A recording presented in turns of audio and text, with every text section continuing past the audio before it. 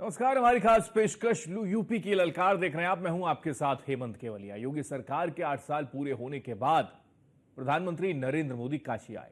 यहां उन्होंने सौगात का पिटारा खोला और इस दौरान पीएम मोदी ने काशी से अपने रिश्तों का भी जिक्र कर दिया। पीएम मोदी ने कहा है कि काशी हमारा है और हम काशी के ही हैं। साथ ही पीएम मोदी ने परिवारवाद को लेकर राहुल गांधी और अखिलेश यादव पर हमला भी बोला है। एक रिपोर्ट आपको दिखाते हैं, उसके बाद इसी पे करेंगे चर्चा।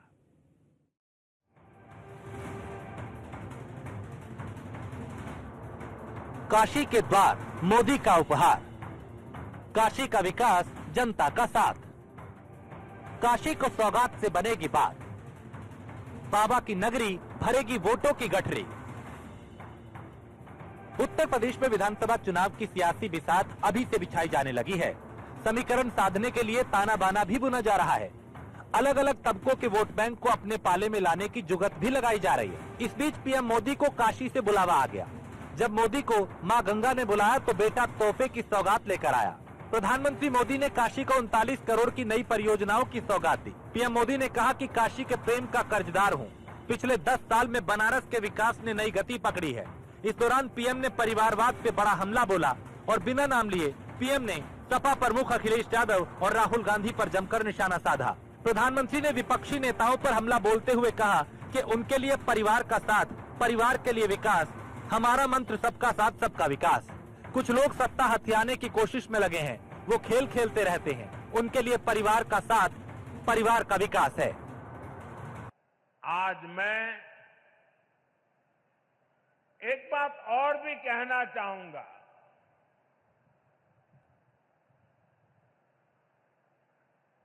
महात्मा फुले जी जैसे त्यागी तपस्वी महापुरुषों से प्रेरणा से ही देश सेवा का हमारा मंत्र रहा है, सबका साथ सबका विकास। हम देश के लिए उस विचार को लेकर के चलते हैं जिसका समर्पित भाव है सबका साथ सबका विकास। जो लोग सिर्फ और सिर्फ सत्ता हथियाने के लिए, सत्ता पाने के लिए दिन रात खेल खेलते रहते हैं, उनका सिद्धांत है परिवार का साथ, परिवार का विकास। वहीं मुख्यमंत्री योगी आदित्यनाथ ने प्रधानमंत्री की सौगात को लेकर उन्हें धन्यवाद दिया। सीएम ने कहा कि ये वही काशी है जो संकरी गलियों के लिए जानी जाती थी, अपने जाम के लिए जानी जाती थी, लेकिन पिछले 11 साल में काशी काफी बदली है। काशी ने पिछले 11 वर्ष में बदलती हुई इस काशी को देखा है। ये वही काशी है जो संकरी गलियों के लिए जानी जाती थी, अपने जाम के लिए जानी जाती थी। काशी शिक्षा की प्राचीन केंद्र रही है, लेकिन अस्त व्यस्त पड़े हुए शिक्षा के इन केंद्रों को शिक्षा के लिए, स्वास्थ्य के लिए, पर्यटन के लिए, कनेक्टिविटी के लिए पिछले 11 वर्ष में आपके नेतृत्व और मार्गदर्शन में 50,000 करोड़ रुपए से अधिक की परियोजनाएं आई हैं। काशी में आज आपके कर कमलों से लगभग 4,000 करोड़ रुपए की परियोजनाओं का लोकार्पण और शिलान्यास भी आज आपके द्वारा पुनः काशी को प्रदान की जा रही है। इसके लिए आपका हृदय से आभार व्यक्त करते हैं। काशी ने और उत्तर प्रदेश के प्रोडक्ट को राष्ट्रीय और अंतर्राष्ट्रीय स्तर पर मान्यता प्रदान करने के लिए काशी और उसके अगल बगल के जनपदों को सर्वाधिक जीआई टैग अब तक प्राप्त हुआ है और उत्तर प्रदेश देश के अंदर जीआई टैग में नंबर 1 स्थान प्राप्त कर रहा है। राज्य के कर कमलों से 30 नए ऐसे जीआई टैग के सर्टिफिकेट भी प्रदान करने जा रहे हैं। स्थानीय हस्तशिल्पी और कारीगरों के उत्पाद को अंतर्राष्ट्रीय स्तर पर एक नई पहचान दिलाने के लिए उन करोड़ों हस्तशिल्पी और कारीगरों की ओर से भी आपका हृदय से आभार व्यक्त कर रहे हैं।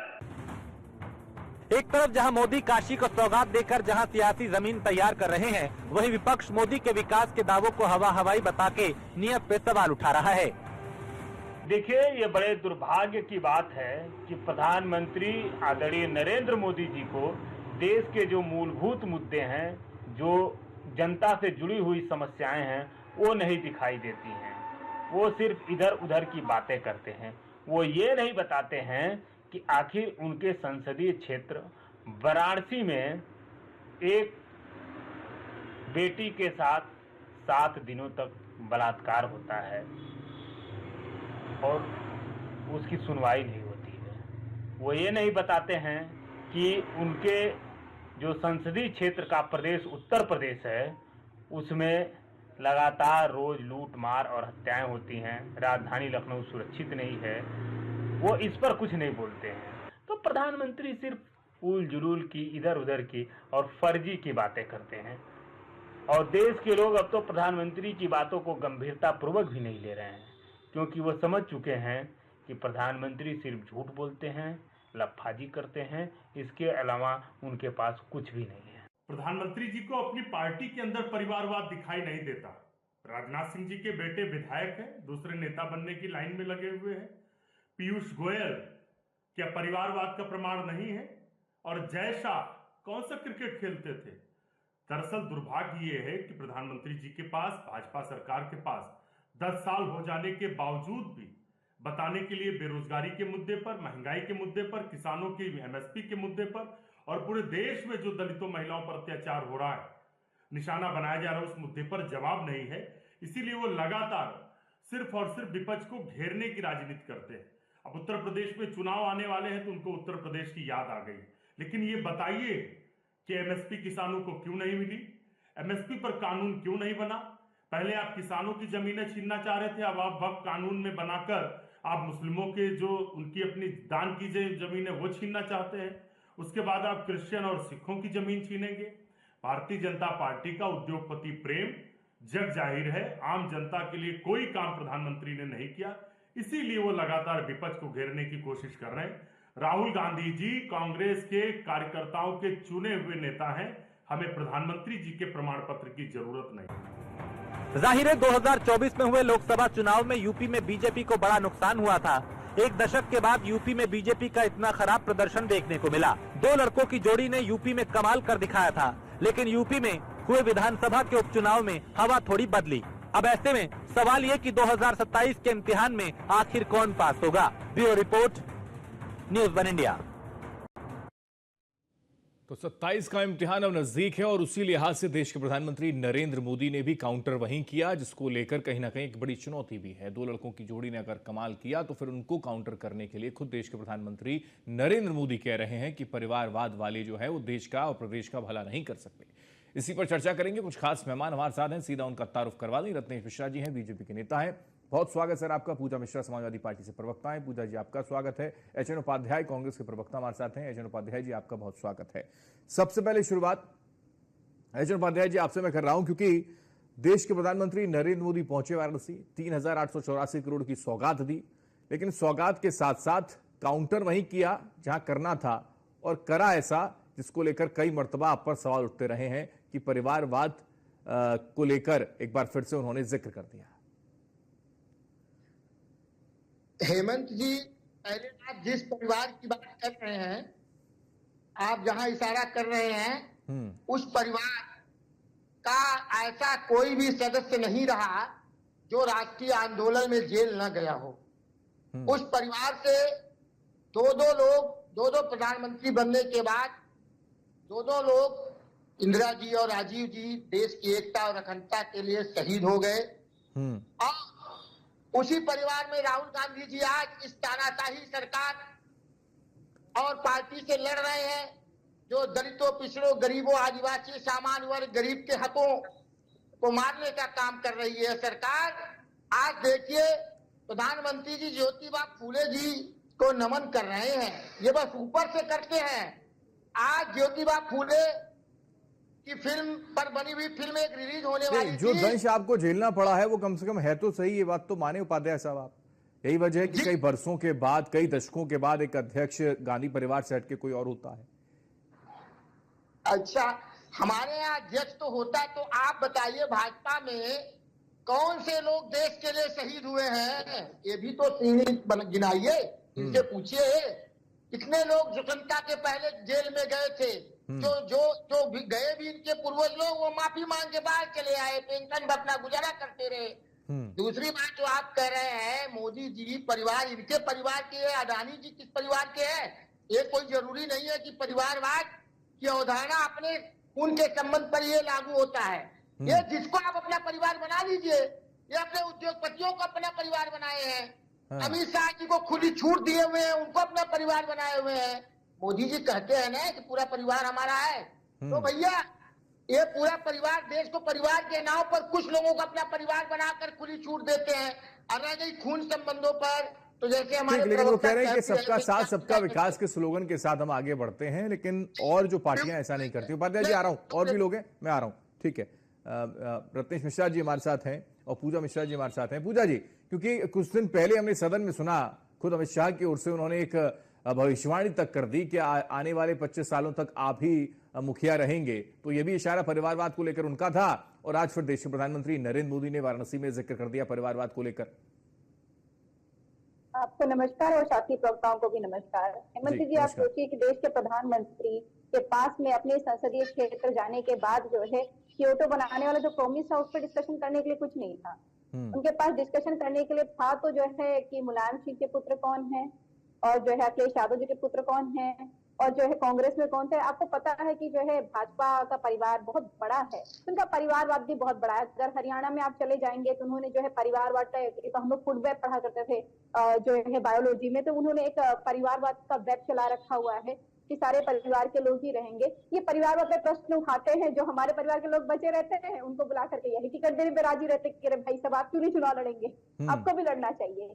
लोकतंत्र है, देखिए हेमंत जी, लोकतंत्र में सबको आजादी है। हम सब जितने पैनल में बैठे हुए हमें भी आजादी है, हमारे पूरे परिवार को आजादी है। हम चाहे एक ही विधानसभा से, एक ही लोकसभा से, और जहां चाहे वहां से चुनाव लड़ सकते हैं। अगर हम भारत के नागरिक हैं तो मुझे लगता है इस पर प्रश्न नहीं होना चाहिए। प्रश्न ये होना चाहिए, अभी जो है मैंने जो है मुख्यमंत्री का भी भाषण सुना, नहीं वो परिवारवाद पर ले जाने का मकसद ही उनका यही है, और वो एक ऐसा नैरेटिव बताने की कोशिश कर रहे हैं कि देश में विकास केवल हम ही कर सकते हैं, बीजेपी की सरकार ही कर सकती है, क्योंकि बाकी और पार्टियां तो परिवारवाद में मशगूल हैं। दिक्कत ये है ना कि हेमंत जी, ये सिर्फ महज बातें हैं कि हम विकास कर सकते हैं, क्योंकि विकास तो स्टेप वेलोसिटी के साथ में बाहर जा चुका हुआ है, धरती पर दिख ही नहीं रहा, वो तो स्पेस में है। कहाँ है? अभी वो आए हुए थे बनारस में। आप सोचिए कि बीएचयू में एक छात्र अपने एडमिशन के लिए कितने दिन तक प्रोटेस्ट किया, उसके बाद में जाकर के उसको एडमिशन मिलता है। और एक बड़ी गलतफहमी है इन लोगों के बीच में, इनके बीच में ये लगता है इनको कि बनारस सिर्फ और सिर्फ काशी विश्वनाथ टेम्पल है। नहीं है। आप अगर अभी चले जाइए हेमंत जी, तो मैं आपको रास्ते बता दूं कि कौन से रास्ते गली कुचे हैं जो वहां पे कार्य ही नहीं हुआ। इन्होंने ले दे करके सिर्फ कार्य कर, मैं उसको डिनाई नहीं करती हूँ, इन्होंने ले दे करके बनाया है काशी कॉरिडोर। काशी कॉरिडोर में आप गाड़ी लेकर के नहीं जा सकते, आपको बहुत पहले वो पार्किंग हो जाएगी, तो वहां पे आपको ट्रैफिक का समस्या होनी ही नहीं है, आपको ह्यूमन ट्रैफिक ही मिलेगा, आपको कार की ट्रैफिक नहीं मिलेगा। उसके अलावा जितनी भी गलियां हैं वहां वो सक्रिय है। आप अगर चले जाएंगे तो आधे घंटे का रास्ता है, 10 मिनट का रास्ता है, तो आपको वो लगभग भाषण में अभी हमने आज ही सुना सूबे के मुखिया को, उन्होंने कहा कि ट्रैफिक जाम की स्थिति से जूझ रहा था काशी, लेकिन अब वर्तमान की सरकार ने बहुत कुछ किया है। ठीक है रत्नेश जी, परिवारवाद का जिक्र करके क्या एक चुनौती लग रही है दो लड़कों की? यही वजह है कि इस तरीके से आउट किया जाए, और यही एक स्थिति है उत्तर प्रदेश के अंदर। हेमंत जी, आपको और साथी पैनलिस्टों को और देश की जनता को मेरी तरफ से जय श्री राम।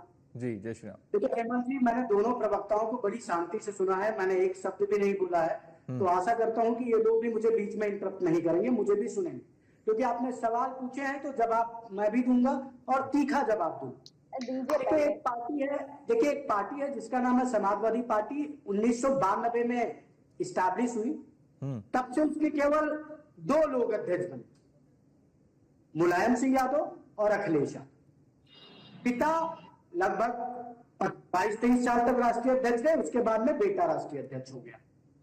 अब दूसरी एक पॉलिटिकल पार्टी है जिसका नाम है कांग्रेस पार्टी, और उस पार्टी के एस्टैब्लिशमेंट के बाद 1990 के बाद after the assassination of Rajiv Gandhi, केवल 2 ही लोग अध्यक्ष होते थे, या तो सोनिया गांधी या तो राहुल गांधी, या तो सोनिया गांधी या तो राहुल गांधी, या तो सोनिया गांधी या तो राहुल गांधी, या तो सोनिया गांधी। 90 के बाद 2018 तक यही 19 तक यही चला। वो जब जनता का प्रभाव, जब दबाव पड़ा और जब चीजें बाहर निकल कर आनी शुरू हुई तो मजबूरन इन्होंने को अध्यक्ष बनाया। इनकी पार्टी के जो दूसरे कैंडिडेट थे हेमंत भाई, शशि थरूर जी, उनको कैंपेनिंग तक नहीं करने दी गई। यही उत्तर प्रदेश कांग्रेस पार्टी के कार्यालय में मैंने देखा उनके साथ किस प्रकार का व्यवहार किया गया था, उन्होंने किस प्रकार से अपना दुख लोगों को बताया था। तो 2 चीजें आप देख लीजिए। अब आ जाता हूं मैं आपको भारतीय जनता पार्टी का अध्यक्ष बताता हूं।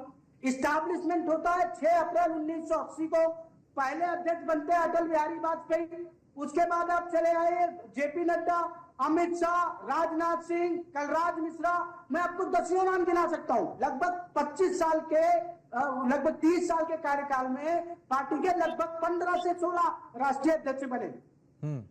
देखिए अंतर दिखता है। दूसरी बात, एक समाजवादी पार्टी है, उसके प्रमुख राष्ट्रीय महासचिव रत्नेश जी, मेरा सवाल ये था कि वापस से उत्तर प्रदेश के अंदर परिवारवाद का जिक्र करके 2 लड़कों की जोड़ी से डर लगने लगा है क्या? को आपने 10 मिनट का समय दिया है। नहीं, मैंने उनसे बीच में सवाल भी पूछा है रत्नेश जी, आपसे भी सवाल पूछ रहा हूं सर।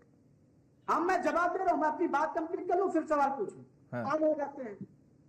इस सारे दलों में आप देखिए एक चीज कॉमन क्या है, reputation of the father, mother और सिस्टर और सन, यही चल रहा है। कांग्रेस पार्टी में, भारतीय जनता पार्टी में रेपुटेशन देखने को नहीं मिलता है। आज भारतीय जनता पार्टी के राष्ट्रीय अध्यक्ष जेपी नड्डा जी हैं, कल कौन होगा पता नहीं है, लेकिन समाजवादी पार्टी के राष्ट्रीय अध्यक्ष अखिलेश यादव हैं और रहेंगे, कोई बदल नहीं सकता। ये होता है परिवार। दूसरी जो उन्होंने विकास की बात की हेमंत जी, मुझे विकास बहुत अच्छी तरह याद है। ये हमारे गोंडा में एक इनके मंत्री हुआ करते थे, विनोद कुमार सिंह और पंडित सिंह, अब तो उनका देहावसान हो गया। वो कहते थे न खाता न बही जौन पंडित सिंह कहीं तो नहीं सही है। मतलब कानून क्या कहता है, संविधान क्या कहता है, उससे मतलब नहीं है। पंडित सिंह सपा का मंत्री जो कह रहा है वही सच है। चलिए ठीक है, उनकी अब मेरा सवाल तो सुन लीजिए रत्नेश जी, सुन तो लीजिए, जवाब दे रहे हैं उपाध्याय जी, जवाब देंगे फिर, क्योंकि आप लगातार बोल रहे हैं ना, इसलिए पॉइंट है हेमंत जी, छोटा सा पॉइंट रख दीजिए 30 सेकंड। अरे सर, छोटा सा पॉइंट, हाँ रखिए। हमारे कांग्रेस के साथी ने कहा कि दलितों का विरोध करते हैं, पिछड़ों का विरोध करते हैं। 1952 से लेकर 2023 तक रेलवे बोर्ड का कोई भी दलित चेयरपर्सन नहीं बना था, हमारी सरकार में बनी। 1952 से लेकर 22 तक ठीक सर, कोई भी, चलिए उधर नहीं जा रहे तो क्या परिवारवाद की बात कर रहे हैं, ठीक है ठीक सर, समझ गया सर, मैं आपने अपने आप को सर्टिफाइड कर दिया, नंबर पूरे बन गए रत्नेश जी। अब एक बार मौका दे देता हूं सबको मैं। ओके सर, ओके रत्नेश जी, ओके। लेकिन मैंने जो सवाल पूछा रत्नेश जी, उसका जवाब नहीं मिला मेरे को अभी भी, कि क्या चुनौती है वो 2 लड़के, इसी वजह से परिवारवाद पर जाकर काउंटर करने का प्रयास करना पड़ गया, ये मैं पूछ रहा था आपसे, इसका जवाब नहीं मिला, फिर पूछूंगा, आऊंगा। उपाध्याय जी कुछ कह रहे हैं? 10 सेकंड दे देंगे, जवाब दे दूंगा। 10 सेकंड दे दीजिए, जवाब दे दूंगा। 2 लड़कों की जोड़ी इतनी भयंकर है हेमंत जी, इतनी भयंकर है, इतनी भयंकर है कि 2014 से दोनों लड़के पक्ष में। चलिए उपाध्याय जी दीजिए जवाब, फिर पूजा जी आपकी बात। देखिए, ये रत्नेश जी तो हमेशा जैसे इनके बड़े नेता गुस्से में रहते हैं ना हमारे पार्टी के नेताओं के ऊपर, ऐसे ये झूठी जानकारी दे रहे हैं। 90 के बाद से नरसिम्हा राव जी, सीताराम केसरी जी, ये भी अध्यक्ष रहे हैं, ये गिनाते चले जा रहे हैं। और ये कलराज मिश्रा को अपना अध्यक्ष बता रहे हैं। कब कलराज मिश्रा राष्ट्रीय अध्यक्ष बन गए थे? ये तो मोदी जी पढ़ देता हूँ, हुए हैं, बस अध्यक्ष नाम है। हमारे अध्यक्ष बने हैं खड़गे जी, जिसको समय समय पर पानी भी देने का काम करते हैं, पकड़ कर राहुल जी चलाने का भी काम करते हैं। एक दलित का सम्मान कैसे होता है, एक अध्यक्ष का कैसा सम्मान होता है, वो राहुल जी से सीखिए। दूसरी बात, आप जो कह रहे हैं, हाँ ये 2 लड़कों से डरे हुए हैं, ये इंडिया गठबंधन से डरे हुए हैं। ये परिवारवाद का पुराना जो इनका 2014 से चिल्ला रहे हैं, परिवारवाद, अब वो नहीं चलेगा, क्योंकि वही परिवारवाद इनकी पार्टी में है। आप बताइए, चंद्रबाबू नायडू जी से सहयोग ले रहे हैं, उनके परिवारवाद की बात करिए। अभी नीतीश कुमार के लड़के राजनीति में लॉन्च किए गए, उनके परिवारवाद की बात करिए। चिराग पासवान किस परिवारवाद के अंतर्गत है, जिसके सहयोग से सरकार चला रहे हैं? इनके पार्टी में वसुंधरा राजे ले लीजिए, शिवराज सिंह चौहान के लड़के अब निकल रहे हैं, रमन सिंह के अभिषेक सिंह ले लीजिए। इनके कितने परिवारवाद की बात करेंगे? दिल्ली के जो मुख्यमंत्री बनने वाले दे दीजिएगा प्लीज, मेरा एक छोटा सा काम कर रहा है, 10 सेकंड बात तो ये भरे हुए हैं। जहां तक रह गया ये काशी में जी, काशी में जो दुर्दशा, हम काशी के रहने वाले हैं हेमंत जी, बनारस के, इतनी जाम वहां पर लगती है, इतनी जाम लगती है कि आदमी निकलना नहीं चाह रहा है, 4 पहिया तो निकलने का नाम नहीं। वो कह रहे हैं जाम से मुक्ति दिला दी, खुद मुख्यमंत्री कह रहे थे आज जाम से मुक्ति दिला दी। कुंज गलियां थी, अब वो कुंज गलियां जो है अतीत की बात हो गई। रत्ने जी जवाब दे दिए फटाफट से, पूजा जी फिर मैं आपके पास आ रहा हूँ। रत्ने जी फटाफट शॉर्ट में। स्थिति बहुत खराब है, बाहर के लोग आकर नौकरी प्राप्त कर रहे हैं, गुजरात के बोलिए सर, बोलिए। वहाँ के लोगों को रोजगार मिल रहा है, वहाँ के जो स्कीमों को ठीक है सर, ओके रत्नेश जी जवाब दे रहे हैं इसका।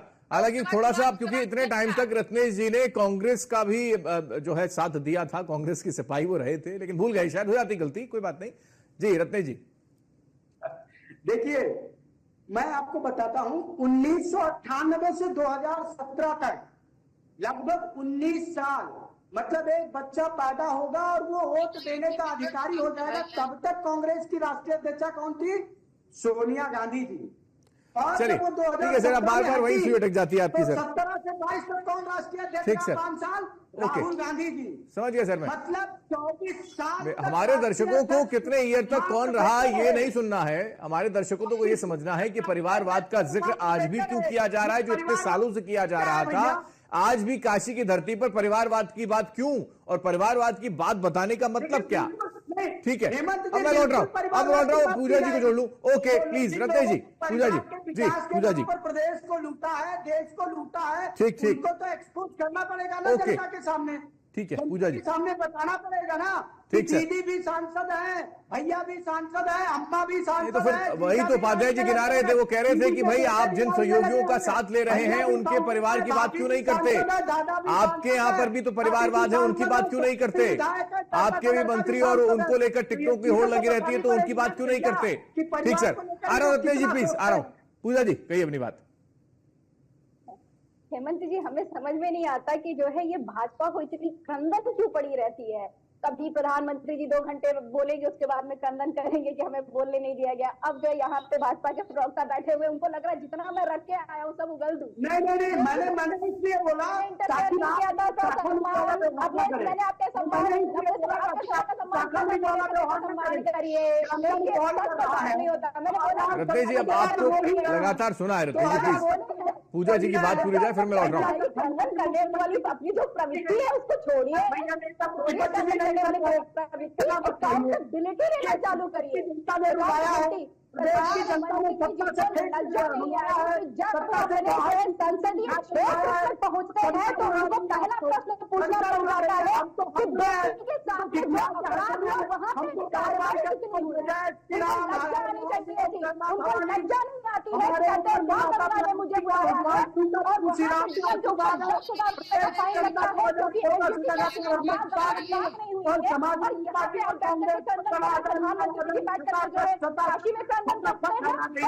चलिए रत्नेश जी, ठीक है रत्नेश जी, ये आप लगातार बोलते रहेंगे सर, समझ में नहीं आएगा। कम से कम ये तो कम से कम आप ध्यान रखें कि एक तरफ ओके मिश्रा जी, कम से कम मिश्रा जी का ही सम्मान कर ले।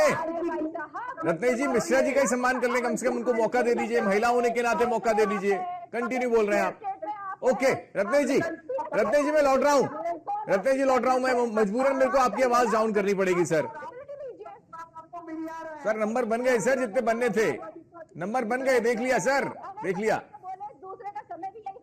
पूजा जी सीख के आते हैं, इनको सिखाया जाता है कि भाई आप जाना, जैसे तथ्यात्मक बात आने लग जाएगी कूद पिएगा।